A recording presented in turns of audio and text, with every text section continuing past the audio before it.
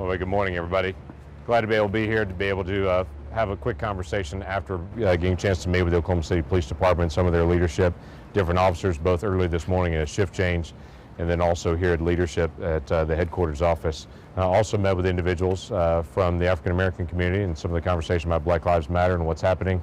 And it's one of the things that we all recognize. Everyone in the community values life, values the life and dignity of every single individual. So it's extremely important that what we do, whether it's police officers on the street serving and protecting every single day, trying to engage in the community in a fair way, develop those relationships, whether it's that officer, whether it's someone from the Black Lives Matter movement, whoever it may be, to be able to engage and say, we value each other, and how do we get a chance to resolve broken differences?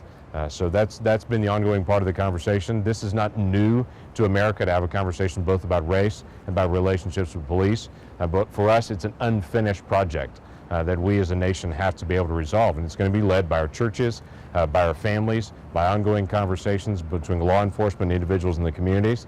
But we can't just sit back and just assume this gets better by ignoring it. It gets better when we re-engage. You said you met with members of the African American community today. And I did. Any kind of, when it comes to change and moving forward, any kind of common ground that you saw that you feel like you're taking up with? Yeah, I'd say what I hear more often than not from both sides of this conversation, they're talking already, is we want to continue to talk at greater depth. How can school officials be able to talk and spend more time with the law enforcement that's at the school?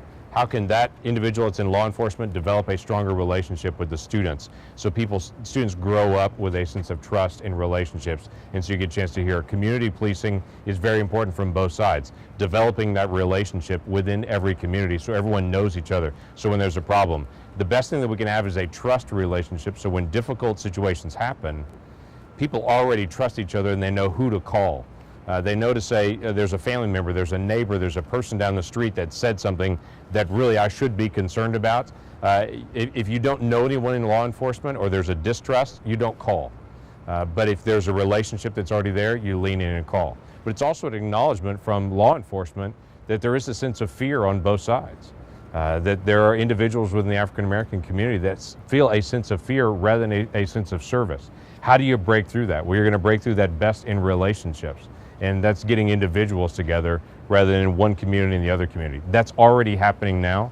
My desire is to continue to push that, to say how can we spend more time together, so when there is a broken trust, we restore trust rather than just be able to move on. Obviously this is a local issue, but what about what kind of action would be relevant at the federal level? We'll have to talk about it. Obviously, we've had a lot of conversations both about gun issues, specifically dealing with terrorism, but we also have a lot of issues we just got to deal with in national relationships.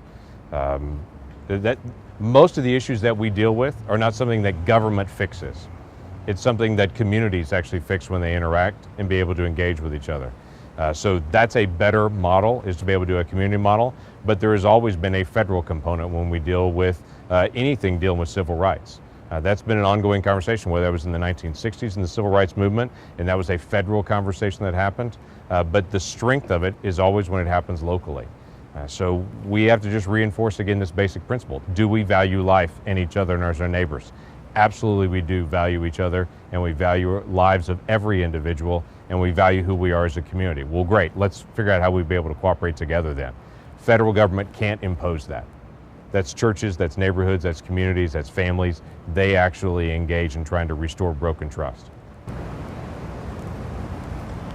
What have you seen the support for police around here? I mean, we see these flowers around here in your meetings with the police in the Oklahoma City community and in Oklahoma, just the support for the police around here at your meetings today. So I've visited with multiple police departments in the last couple of days. They've all expressed the same thing, overwhelming support from the local individuals. That's fruit baskets, that's food, that's flowers, that's just encouragement, that's notes that are showing up.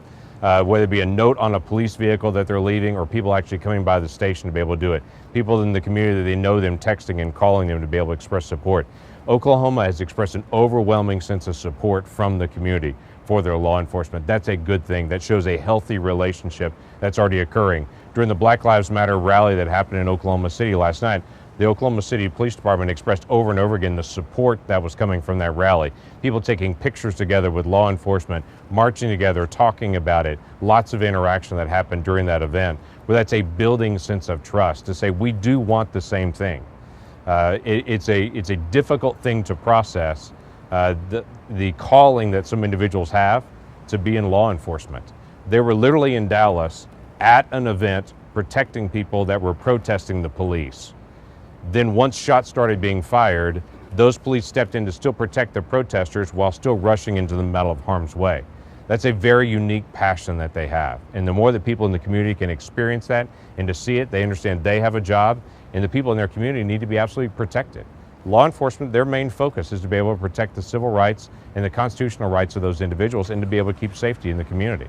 When that's not occurring, and we've seen situations famously in Oklahoma City where that's not occurred, law enforcement reaches in and disciplines their own, and should. But the key thing is how do we continue to build on the community things like we saw last night with the Black Lives Matter rally, where law enforcement and the community get a chance to be together to be able to talk about how do we work together to solve common problems.